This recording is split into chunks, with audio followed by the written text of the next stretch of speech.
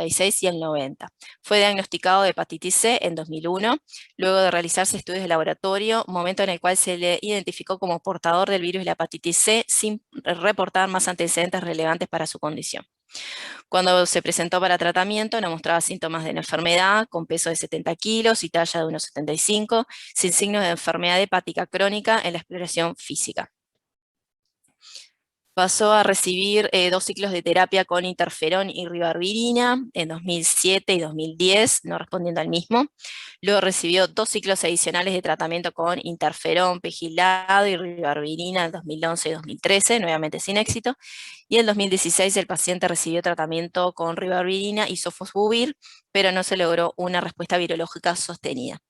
De los análisis filogenéticos sugieren que la variante resistente pertenece a un grupo outlier y que podrían requerir tratamiento triple. Muy bien. Antes que nada, ¿qué son las hepatitis? De uno, muchachos.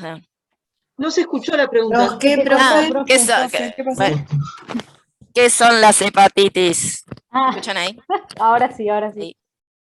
En general, Sí, en general. son inflamaciones del hígado. Muy bien, ahí va. Son inflamaciones del hígado. ¿Cuáles son las causas de las hepatitis? Pueden ser infecciosas, no infecciosas, ¿no? Medicamentosas. No es así, si no me equivoco. Sí. Em, Ahí va, sí, ahí va. Así, bueno, no me acuerdo más. Esas, bueno, dentro de las infecciosas están por virus, como los de la hepatitis, que todos conocemos. Y tan infecciosas son esas, por ejemplo, medicamentosas, por tóxicos y bueno, esas cosas. Ahí va, por algún fármaco, por alcohol, por consumo de drogas, puede haber hepatitis que son o farmacológicas o tóxicas, ahí va, que no son infecciosas. Y las infecciosas, ¿cuáles son sus agentes?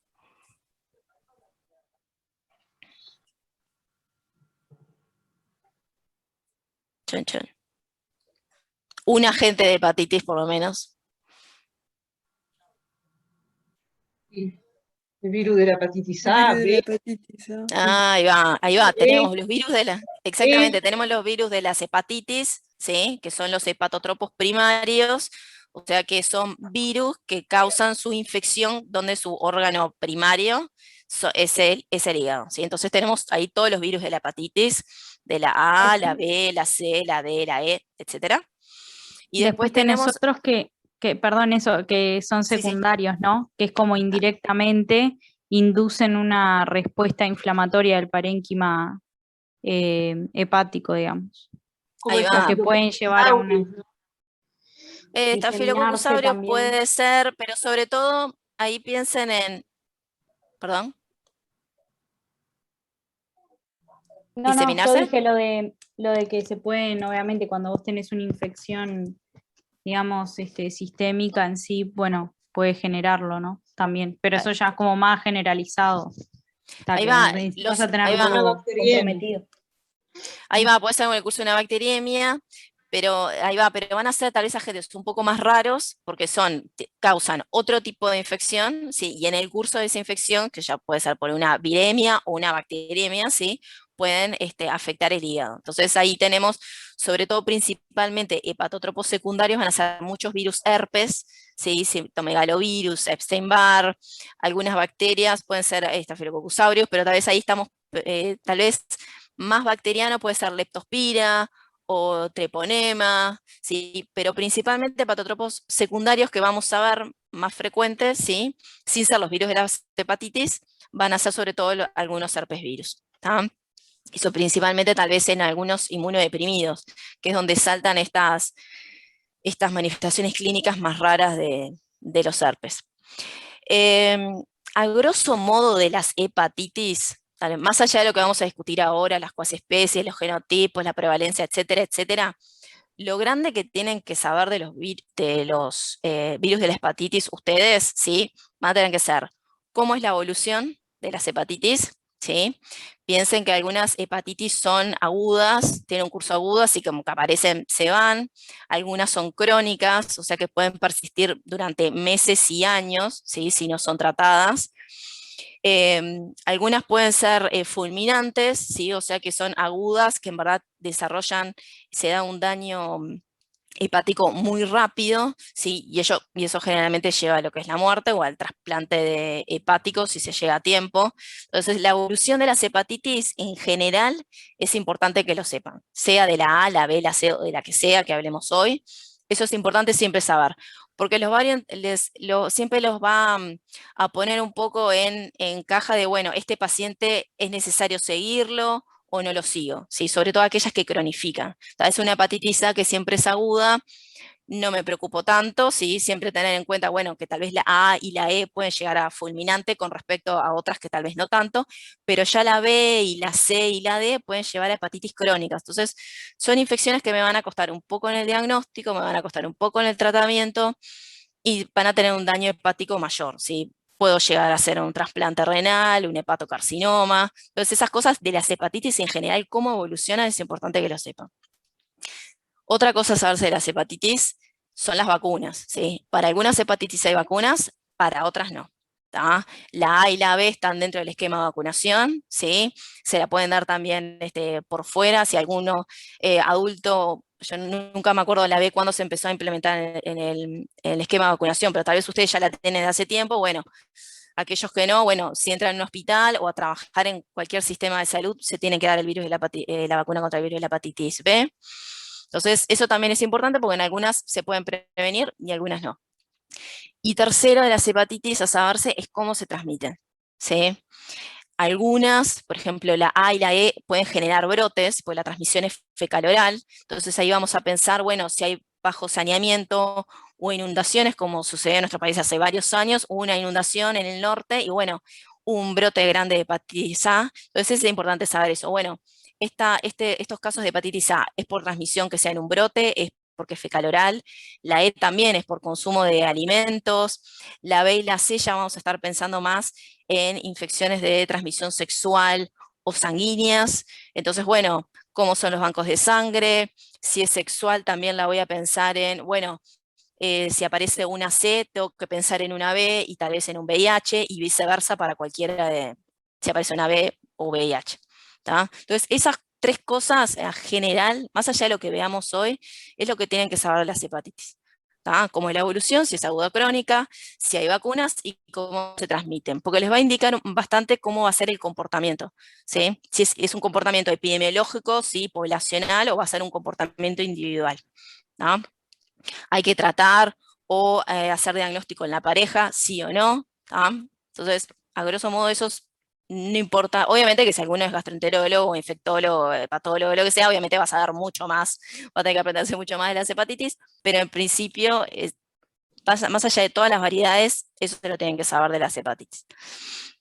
Bueno, muy bien. Ahora sí, vamos a las preguntas. Muy bien. ¿Cuáles son las características biológicas más relevantes de este virus? Es un virus envuelto con cápside icosaédrica, un genoma ARN monocatenario con polaridad positiva. Ahí va, les voy a mostrar. Acá tienen un hermoso. Decime.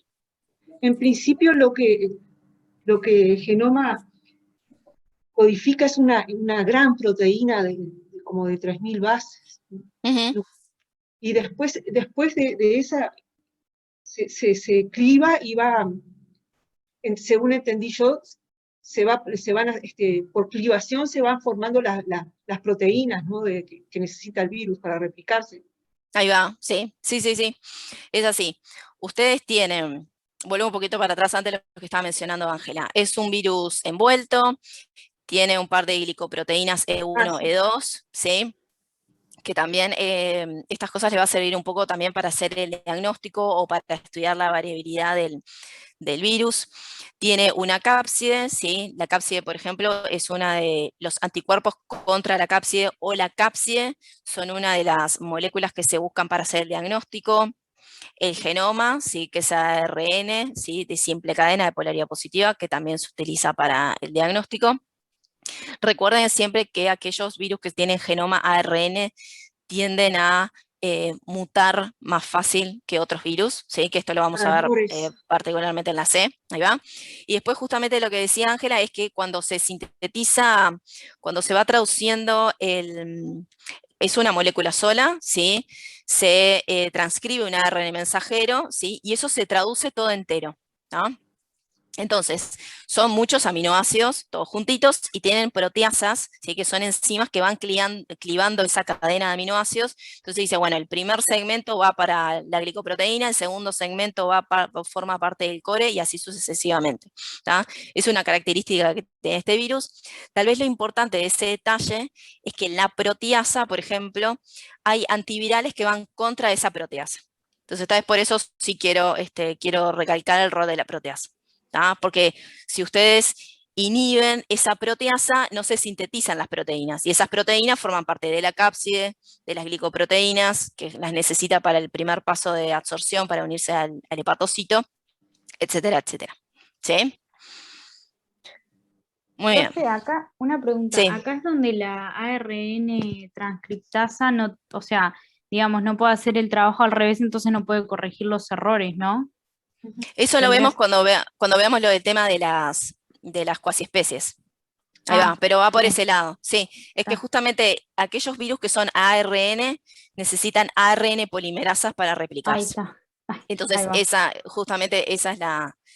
es el tema con la variabilidad. Que en verdad en algunos virus se da más que en otros, pero generalmente aquellos virus que son ARN tienden a mutar o a ser más variables que los genomas que son ADN. Muy bien. ¿Qué tipo de infecciones produce este virus?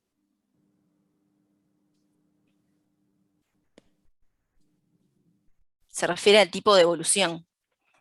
Crónicas, como agudas, decía Joy, agudas, crónicas, subagudas también, ¿no? Puede haber algunas subagudas, sí. ¿Y 15 me pueden decir algo más? Más o menos se pueden resolver sin tratamiento, inclusive son asintomáticos, ¿no? Muchos de los casos, y muchos de los casos también son asintomáticos, pero se transforman después en crónicas.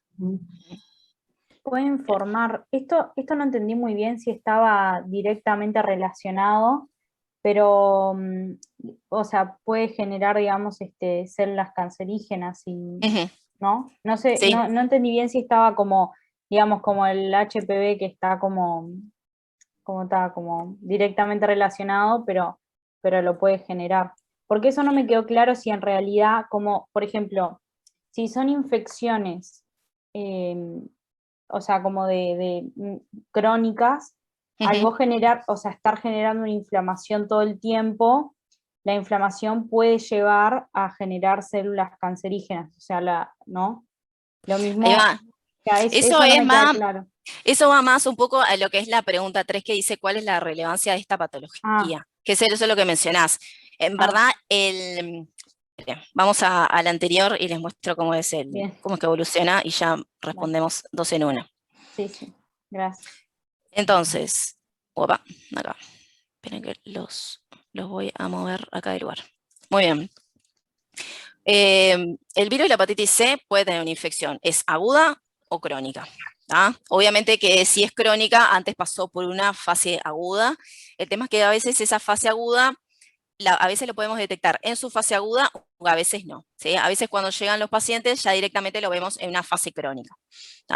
Entonces, hay infección aguda del virus de la hepatitis C que se puede resolver, ¿sí? Va a ser un porcentaje un poco menor, pero la mayoría de los virus de las hepatitis por virus de la hepatitis C tienden a cronificar. Tal vez una diferencia es que con respecto al virus de la hepatitis B, que igual me quiero mencionárselos por más que no lo veamos, es que el virus de la hepatitis B también puede cronificar, son las dos que pueden cronificar, ¿sí? Pero también la hepatitis B no hay un alto porcentaje que pase a la cronicidad, ¿sí? Con respecto al virus de la hepatitis C. En cambio, el virus de la hepatitis B, cuando cronifica, tiende más a la cirrosis y al hepatocarcinoma que el virus de la hepatitis C, ¿sí? Que es, por así decirlo, más leve, ¿tá? Y esos crónicos son portadores, ¿no?, de la enfermedad. Pues. Ahí va, sí. Que, ojo, que muchos crónicos se llegan a curar, ¿sí? Es necesario hacer un trasplante hepático y a veces se sacan de la lista porque se terminan resolviendo la enfermedad. O sea que hoy en día hay medicamentos y hay tratamientos que son efectivos para el virus de la hepatitis C, ¿sí? Entonces, digo, obviamente el panorama no es lindo, hay que tratarlos, muchos de ellos cronifican, va a haber un daño, tal vez es necesario un trasplante renal, pero en algunos casos no, ¿sí? Puede remitir la enfermedad con el tratamiento y un buen seguimiento, una buena respuesta, ¿sí? Y vuelve a la vida normal, por así decirlo. Pero bueno, pero es importante que sepan que un gran porcentaje, acá dice 55-85, yo me quedaría más en un 80%, ¿sí? De los virus de la hepatitis C. Ahí va, cronifican, ¿sí? Siempre en algún lado leen en algún texto de la OMS, es el enemigo silencioso del virus de la hepatitis C, justamente por eso, porque ya cuando se ve, ya pasamos de la fase aguda ni se sintió, porque muchas veces es asintomático, que tal vez en otros virus de las hepatitis, ya sea B o A, bueno, la A es aguda, pero generalmente tienen sintomatología, en cambio en la C no, ¿sí? Inclusive si se estudian los niveles de transaminasas, son bastante bajos y de pronto se disparan de golpe, ¿tá? Entonces, bueno, muchos de ellos cronifican, entonces a estar atento. La progresión a lo que es la cirrosis puede variar, ¿sí? De pocos a muchos años, ¿sí? Y bueno, y un pequeño porcentaje, sí, de esos que cronifican pueden llevar a lo que es la cirrosis, ¿tá? Que eso va a llevar lo que es un daño mayor del hígado. Y justamente, una vez que se desarrolla cirrosis, pueden pasar lo que es el hepatocarcinoma, ¿tá? Que es, obviamente, es un porcentaje del porcentaje del porcentaje, pero obviamente la gravedad es muchísimo mayor. Puede haber, acá no aparece, pero puede haber hepatitis fulminante, sí, es raro, pero puede haber. ¿Tá? Pero bueno, obviamente si llegan el caso de cirrosis o hepatocarcinoma, obviamente eso ya trae otro tratamiento, es necesario trasplante, ya es un poco más complicado el tema.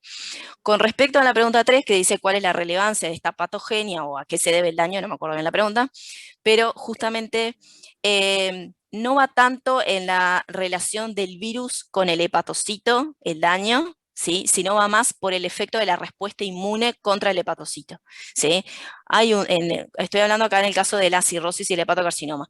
Hay como un daño constante todo el tiempo del sistema inmune atacando a los hepatocitos, lo ataca, y bueno, y eso genera lo que es la cirrosis y el hepatocarcinoma, ¿sí? Las células se van haciendo deleterias, se van transformando y tiene toda una evolución. Es más por el sistema inmune tratando de controlar eso, ¿sí? Que genera como ese daño persistente todo el tiempo, que a la relación que tiene el virus con la célula, con el hepatocito, ¿sí? Tal vez en otras infecciones vemos que el virus entra, lleva la lisis celular y eso es el daño que nosotros vemos. En este caso es más por la respuesta inmune, ¿no? Es como ese daño persistente, ¿sí?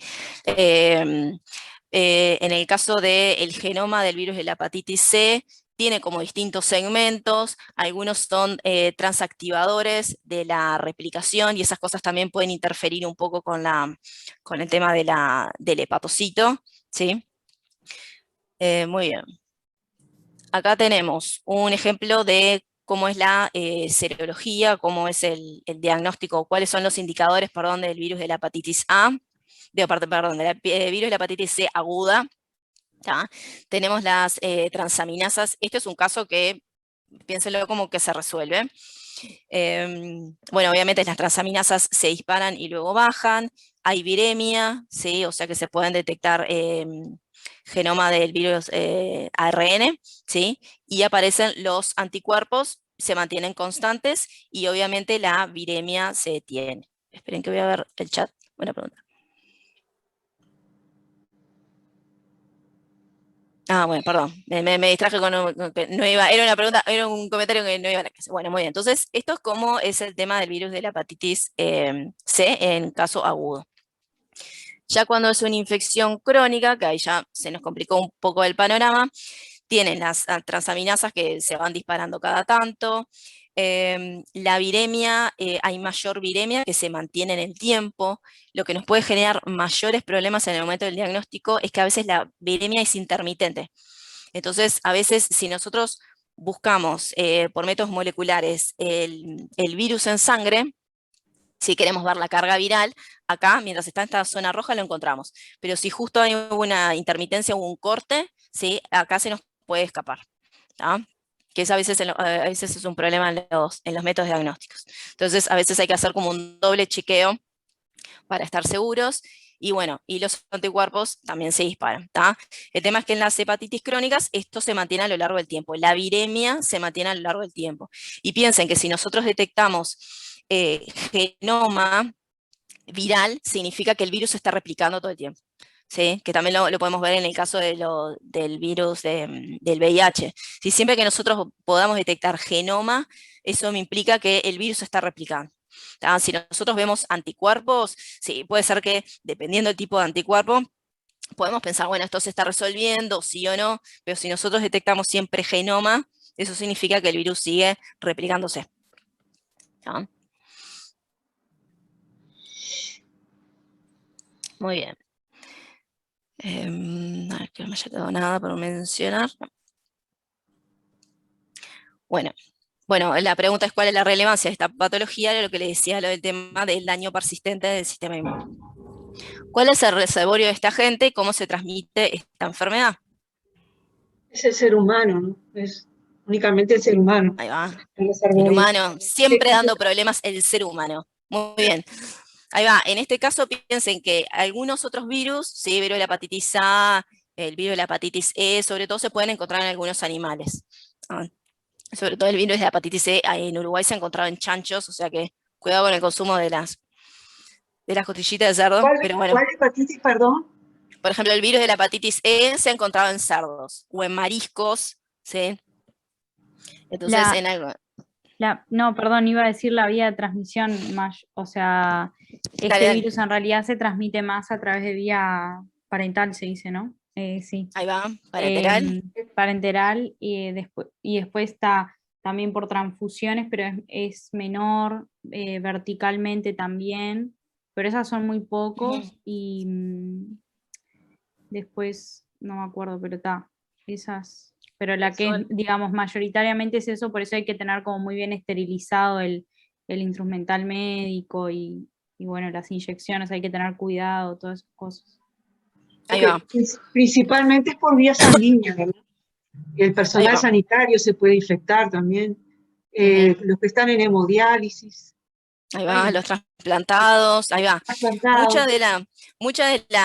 Uno de los principales vías de transmisión, ahí va, es como dijeron, puede ser vía sanguínea, ¿sí? Usuarios de drogas intravenosas, parenteral, entonces ahí todo lo que sea el banco de sangre va a cumplir un rol muy importante, ¿sí? Haciendo el screening de todo este tipo de infecciones.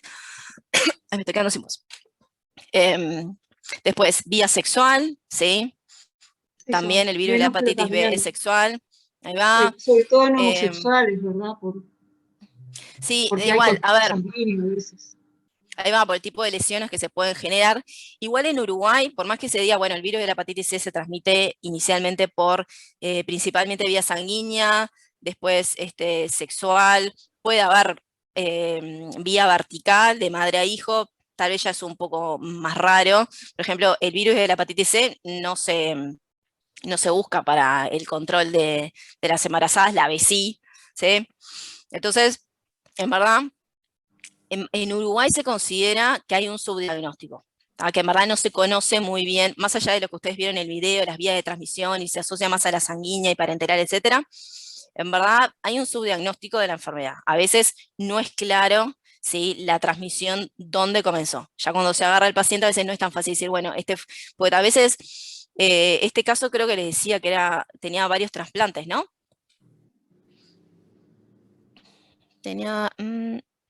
Antecedente de varias transfusiones, ahí va, pero muchas veces no vienen este tipo de pacientes. No es tan claro que, bueno, en las transfusiones, bueno, tal vez en el banco de sangre se escapó alguno o tuvo algún tipo de trasplante o algo así, porque en verdad estas cosas se controlan mucho. La mayoría de las veces no se conoce la vía de transmisión. ¿Tá? Son vías de transmisión todas que son posibles, ¿tá? Pero tengan en cuenta que obviamente también el instrumental médico que mencionaron, obviamente eso se tiene que esterilizar. Obviamente el personal de salud que esté dando inyecciones u operando cualquier manipulación de sangre, obviamente siempre es un riesgo, ¿tá? Pero sepan que cuáles son las vías, ¿sí? Tal vez la sangre es la más conocida para este caso, seguida por lo sexual, pero tengan idea que muchas veces no se sabe o no es claro cuál fue la vía de transmisión para cada caso particular, ¿tá? Muy bien. Bajo la pregunta de vuelta. ¿Cuál es la prevalencia de esta enfermedad y cuál es la incidencia anual estimada? Qué maldad hacerles esta pregunta. Me acuerdo que hay como 70 millones en el mundo, ¿no? De infectados, es decir, que se sabe. 7% de la población, algo así. Ahí va, es un 3% de la población mundial, ¿sí? Uno dice 3%, no es mucho, pero en verdad son millones de personas, obviamente si te toca, si estoy en un millón, si acá somos 3 millones, si somos 3 millones, claro. Exactamente, y además que lo saben, porque como el tipo de enfermedad que es, con las características que tiene, un montón de gente debe tener y ni se ha enterado aún, ¿no? Ahí va, por eso es lo que la OMS le dice el enemigo silencioso, porque mucha gente ni se entera que tiene hepatitis C, entonces así también se sigue transmitiendo, tal vez en alguno evoluciona más rápido que en otro, se detecta más rápido que en otro. ¿Ah? Bueno, es un 3% de la población, piensen que hay en algunos lugares que hay mayor prevalencia del virus de la hepatitis C que en otros. En Uruguay particularmente somos una zona de baja prevalencia. ¿Tá? Los casos son menos. ¿Tá? Muy bien. ¿Qué son los genotipos del virus de la hepatitis C? ¿Cuántos genotipos existen y cómo se distribuyen? Ya con que me digan en Uruguay cómo se distribuyen, esta vez es lo que... Son 8. Y en ¿Son Uruguay 8? El 1 y el 3, creo. El 1 y el 3. Ahí va, el 1. Ahí va. ¿Y qué son los genotipos? Porque me están tirando... la pregunta principal me la están tirando para atrás. Ya son las diferencias como que en el genoma que tiene el propio virus, pero hasta cierto límite, creo que es hasta 65-75%. No sé si... Ahí va. Nosotros podemos comparar distintos genomas de distintos virus de la hepatitis C, ¿sí? Y según la homología podemos clasificarlo en genotipos, que tal vez es como la agrupación más grosera, ¿sí? Que hay 8 genotipos, y después podemos entrar en subtipos y pequeñas variantes, ahí cuando empezamos a hilar un poquito más fino. Era cuando había 12 o más diferencias, creo que era, ¿no? Sí, en subtipos, sí, por lo menos un 15, un 20%. Ahí va, pero ronda entre un 12-15%, ahí va, de diferencias. Ahí ya estamos hilando un poquito más fino. ¿Tá? Tal vez lo importante sobre los genotipos y estas variabilidades es que pueden formarse lo que son cuasi especies. ¿Sí? Entonces, en un mismo paciente puede haber distintas variantes del virus de la hepatitis C, que en verdad es un virus que infectó, ¿sí? Pero su manera de replicarse, que vamos un poco ahora a la siguiente pregunta y ya me responden y contestamos todos juntos, ¿cuál es el mecanismo molecular responsable de la aparición de genotipos, subgenotipos y cuasi especies? Que ya me lo estuvieron mencionando. ¿No es porque la ARN polimerasa tiene como muchos errores y no puede corregirlos? Ahí va, exactamente es lo que pasa eso. Ustedes vieron que la ADN polimerasa, cuando va replicando, encuentra un error, es muy perfeccionista, entonces dice, uy, acá pegué una adenina e iba una citosina, vuelvo para atrás, la saco y pongo la base que corresponde y así sigue. ¿Sí? Tiene como un ensayo, es un proofreading, se le dice como que en verdad tiene un arreglo ahí. Recórrelo, cuando la macanea, vuelve un paso para atrás y lo arregla. En el cambio, las ARN polimerasas, ¿sí? Como tienen estos tipos de virus, por eso justamente los virus que son ARN tienden a variar más, tener mayores variaciones porque tienen ARN polimerasas, que las llevan consigo mismo, no tienen esta capacidad de arreglar cuando se equivocan. Entonces, pegó una adenina, iba una citosina, sí, más bien, pegó, siguió de largo. Entonces, siguen replicando. Pero cada vez que hace esos cambios, esos errores, ¿sí?, se van generando distintas variaciones para la próxima vez, porque la próxima vez que el virus se replica, se desprenden dos hebras, ¿sí?, que son distintas, porque en una había una citosina y en la otra una adenina, entonces, bueno, y se vuelven a replicar de vuelta.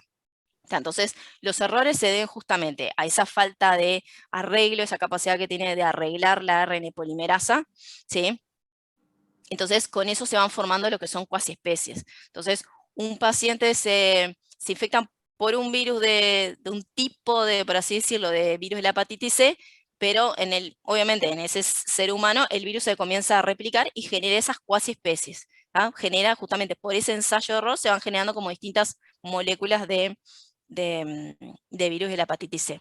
Una pregunta Entonces, igual. sí.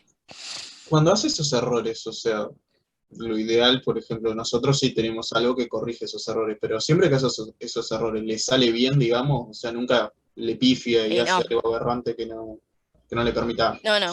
digamos. No, a veces le sale bien y a veces le sale mal. Ah, Porque a veces, ustedes piénsenlo, si genera un error, ¿sí?, un error que se encontraba en la zona que codificaba a la glicoproteína, ¿no?, que es el primer paso, ¿sí?, que la bacteria con su glicoproteína tiene que unirse al receptor celular y ahí comenzar todo su ciclo así, si no, no entra. Si es un cambio beneficioso, ¿sí?, que le permite seguir uniéndose a ese receptor, pero tal vez el sistema inmune no lo reconoce o la vacuna con que está diseñada no la reconoce, le salió bárbaro. Eso es terrible cambio. En cambio, si le genera una variación en su glicoproteína, pero que no se puede unir a su receptor del hepatocito, ahí ya le salió mal. Entonces, a veces le sale bien o a veces le sale mal. O así, o también en la cápside o en eso que replican puede estar genoma, puede ser de la cápside, de cualquier tipo de ARN polimerasa, de las glicoproteínas. Lo que pasa es que, claro, se replica tantas veces, se generan tantas copias, ¿tá?, que bueno, que cuando te salen, si 30 me salen bien, bueno, pero con esas 30 tiro. gracias. Entonces, volviendo, bueno, ¿qué son los genotipos? A lo que veníamos mencionando, hay cuasi especies, hay 8 genotipos, ¿sí? La frecuencia a nivel mundial difiere un poco con respecto a la zona geográfica, ¿sí? Ustedes van a ver que decían en Asia Central, en África subsahariana, etcétera, etcétera, varían, ¿sí? Piensa que el 7 y el 8 se descubrieron hace poco, o sea que están muy restringidos, pero en Uruguay sobre todo van a ser los genotipos el 1, ¿sí?, el 2 y el 3, ¿tá? Pero el 1 y el 1 es como que el primero en frecuencia, ¿sí? Le sigue el 3 y después el 2, ¿tá? Pero esos 3 están, principalmente el 1. Muy bien. ¿Cómo se realiza el diagnóstico de esta enfermedad? Puede ser por técnicas directas e indirectas. Ahí va. ¿Y cuáles son? Sería búsqueda de antígenos y anticuerpos específicos. Uh-huh. Pero la de anticuerpos tenía como la desventaja de que en realidad no te puedes dar cuenta de si es una enfermedad pasada o si es una enfermedad aguda. También se podía hacer PCR. Ahí va. Se pueden hacer. En verdad tiene 2 pasos, ¿sí? Tiene un paso que es sobre todo buscar anticuerpos, es serología, ¿sí? Entonces, ahí estamos hablando, ¿de qué tipo de método estamos hablando si estamos buscando anticuerpos? ¿Es un método directo o es un método indirecto? Indirecto. Indirecto, muy bien, me encanta, ya tenés clarísimo, ya es obvio, ya sabemos la respuesta, basta. Muy bien, inicialmente es de 2 fases como le mencionaba. Es una técnica indirecta, búsqueda de serología, también se pueden buscar antígenos, claro que sí, pero sobre todo van a ser anticuerpos contra proteínas de la cápside, ¿sí? Pues eso es importante saber, sí, este virus tiene una cápside, y después proteínas no estructurales. En ese genoma siempre hay cosas raras en los virus, siempre algunas cosas son claras, bueno, esta porción del genoma codifica para la glicoproteína, para el core, esta para la ARN polimerasa, y hay algunas que no se saben, entonces se definen como no estructurales. Bueno, pero si esas no estructurales se conservan y de alguna manera generan respuesta inmune, generan anticuerpos contra ellas, a nosotros nos sirve para hacer el diagnóstico. ¿Tá? Entonces, sobre todo va a ser búsqueda de anticuerpos contra proteínas del core y algunas no estructurales. Bueno, si da negativo, podemos descansar un poco. Sin embargo, ¿sí? Si hay manifestación, bueno, perdón, si da negativo, ahí va. Ya de alguna manera nos podemos tranquilizar, pero obviamente controlando a ese paciente porque por algo estamos sospechando que puede tener un virus de la hepatitis C. Obviamente va a depender de cada caso en particular.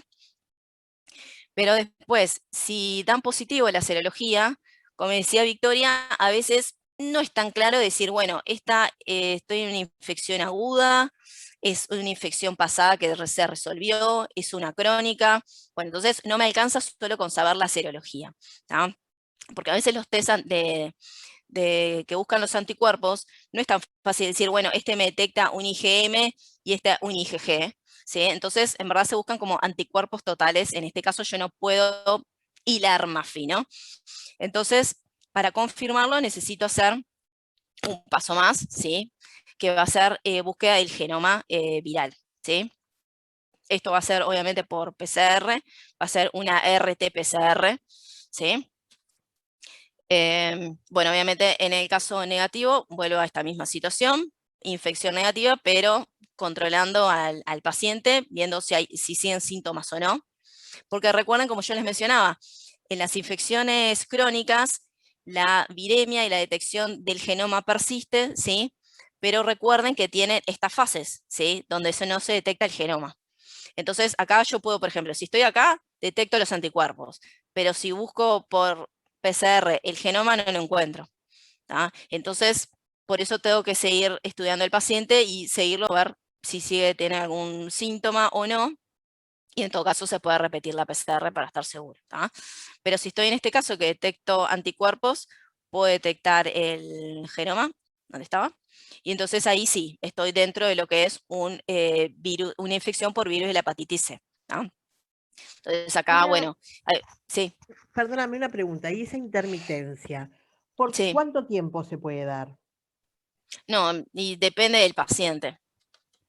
Bien. Difícil saber. Bien. Tengo una pregunta que no entendí muy bien. Mm. Por ejemplo, vos tenés una persona que tal, le detectás que tiene hepatitis C y esa persona tiene una pareja y como puede ser a través de vía sexual, digamos, vos también lo vas a estudiar y, por ejemplo, te da negativo, pero ponele que está en ese periodo intermitente, pues no sé, porque están en pareja hace muchos años, entonces capaz que digamos, el contagio ocurrió hace mucho tiempo.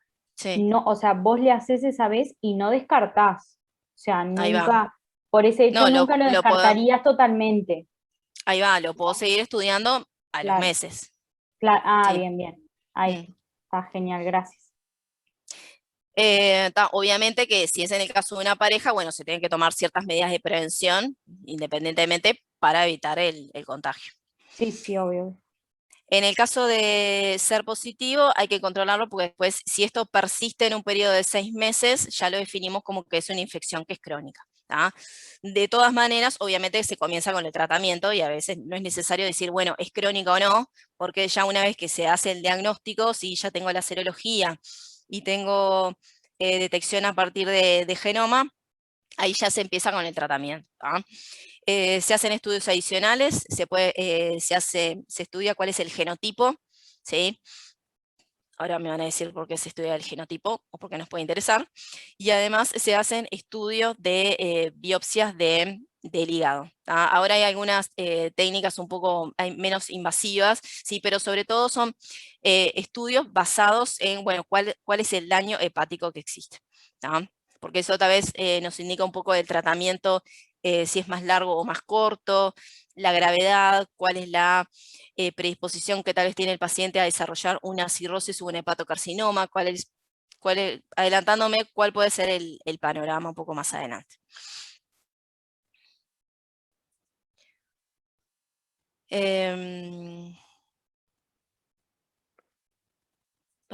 Me ¿Me comí una pregunta? No, perdón. ¿Qué relevancia clínica tiene la enfermedad por los distintos genotipos? Yo les digo, bueno, en el estudio de los genotipos, ¿por qué me puede llegar a interesar? ¿Puede ser por las resistencias a diferentes tratamientos? Ahí va, exactamente. Algunos genotipos reaccionan de distintas maneras a los tratamientos, ¿sí?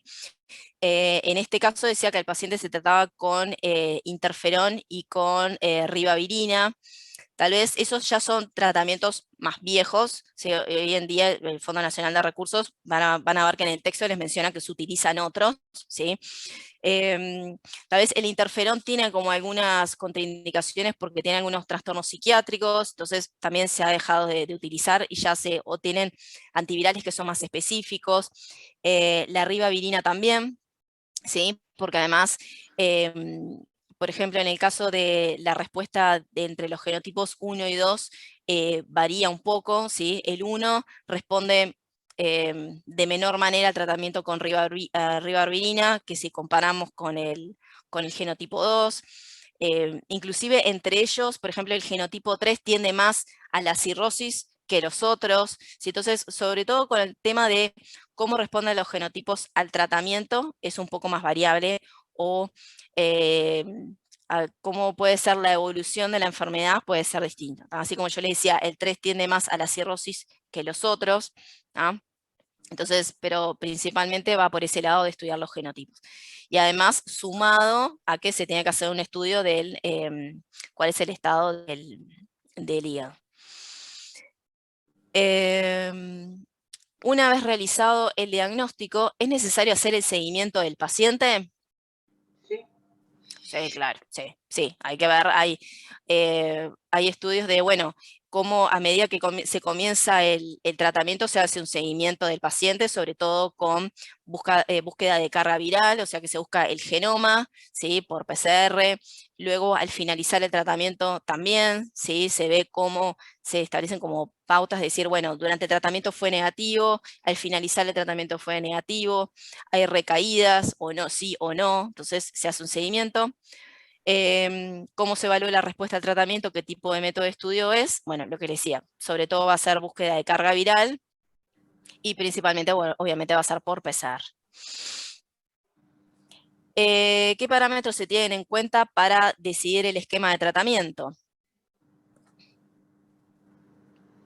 Pregunta capciosa, es una pregunta capciosa esta.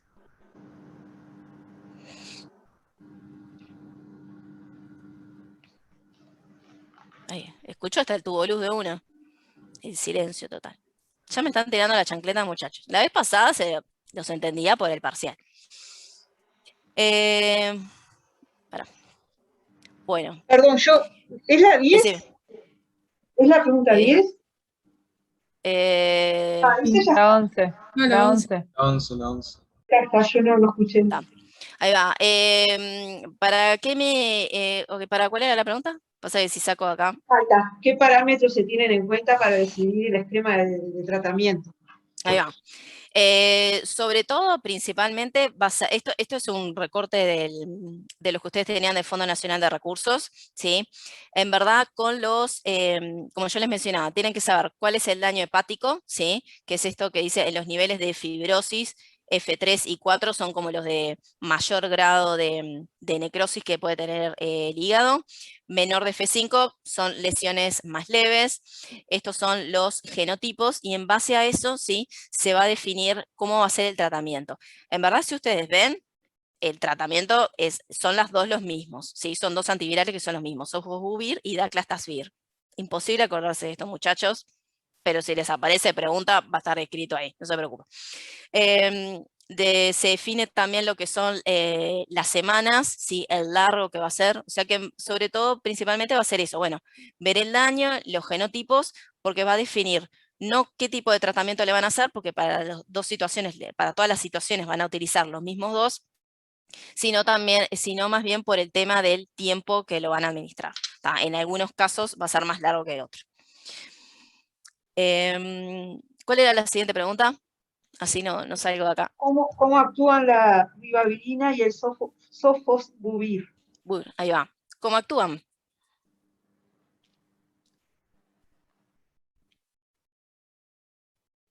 La ribavirina, que en verdad ya es tratamiento viejo, pero igual. La ribavirina tiene efecto inmunomodulador, perdón. Ahí va, pero con respecto al virus particularmente. La pregunta va más... la función de la ARN puede inhibirlo, ahí va, y es un análogo de base, la ribavirina, ¿sí? Ahí va, es un análogo de base, hace que justamente se una ciertas enzimas, ¿sí? Que lo que hacen es toman la guanina y la transforma de manera apta, ¿sí? En trifosfato para que pueda unirse y seguir la replicación. En cambio, esto interfiere un poco en la síntesis de esa guanina, ¿sí? Porque es una guanosina, es un monofosfato, generan como una guanina rara, ¿sí? Que se puede unir a la cadena que se está replicando, pero va a ser deleteria, entonces va a generar muchos errores, ¿sí? Y después acá tenemos los otros antivirales, que todos estos disponibles para tratamiento contra el virus de la hepatitis C. Tenemos acá la sofosbuvir, que es la que administra el Fondo Nacional de Recursos junto con la daclastavir. ¿Sí? Con respecto a la sofosbuvir, es un inhibidor de la polimerasa, ¿sí?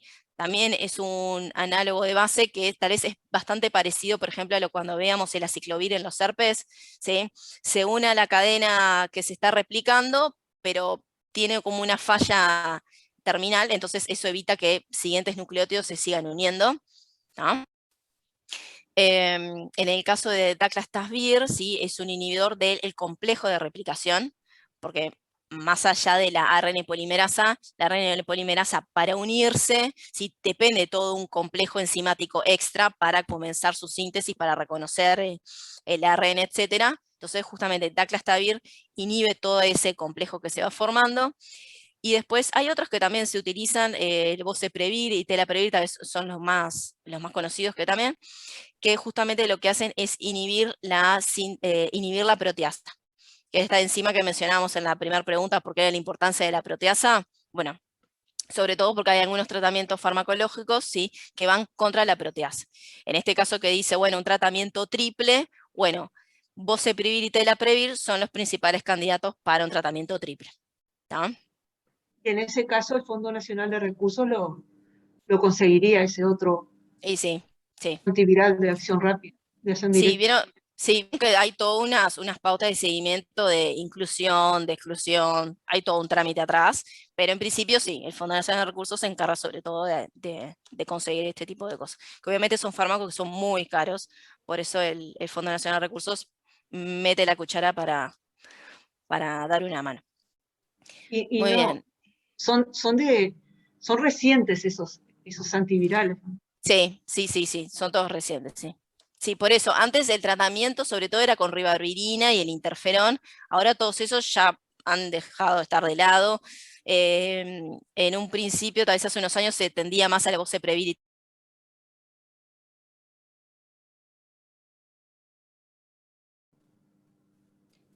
Muy bien.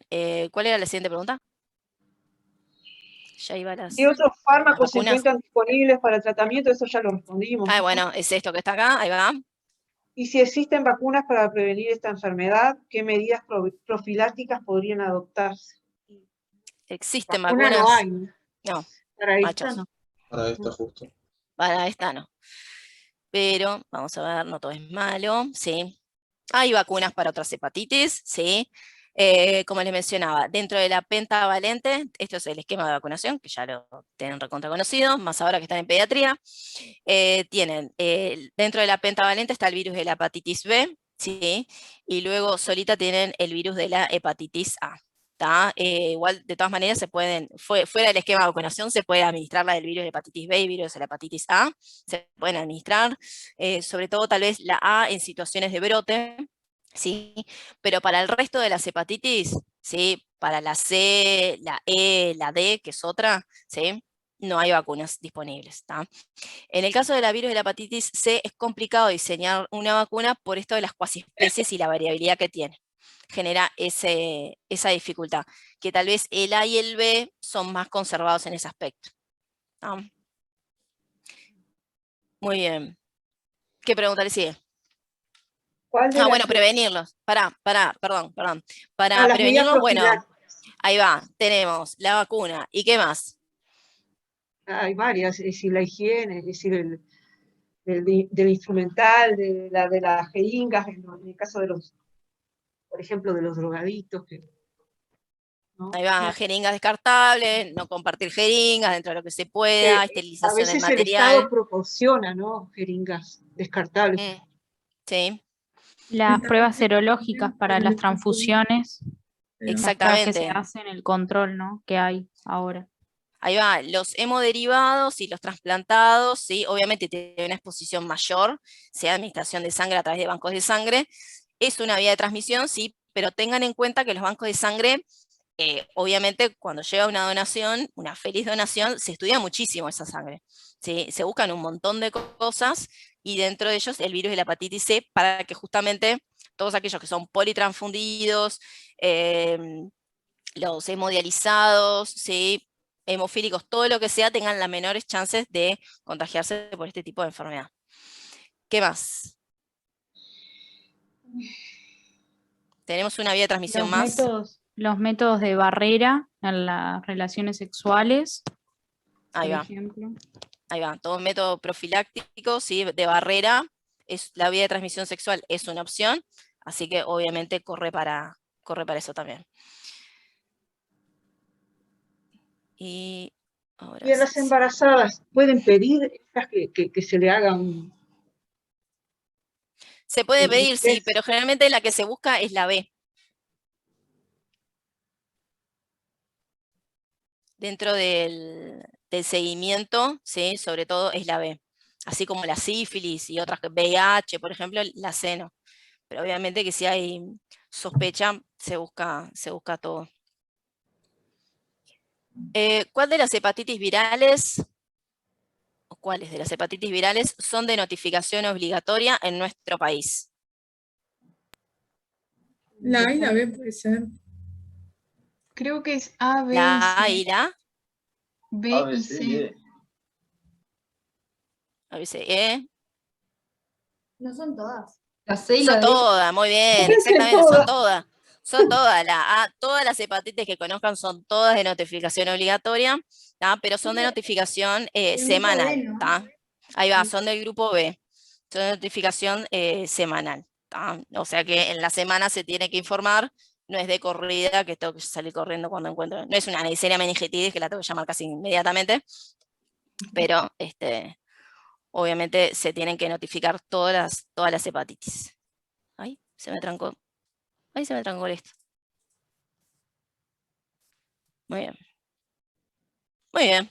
Pero cortamos. Podríamos haber hablado de otra hepatitis más divertidas que el virus de la hepatitis C, la B. Es fantástica. ¿Cuál es?